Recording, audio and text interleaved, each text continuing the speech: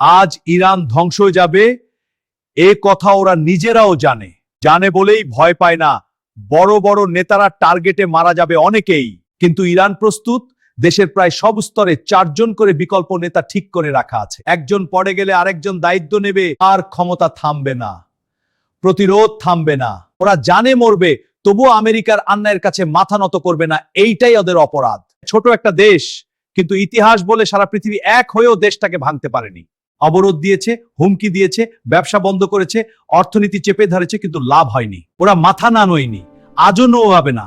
হয়তো আজ অনেকেই মারা যাবে, কিন্তু দাস হয়ে বাঁচার চেয়ে মাথা উঁচু রেখে মরাকেই বেছে নিয়েছে তারা। মানুষ আল্লাহর কি অপূর্ব সৃষ্টি।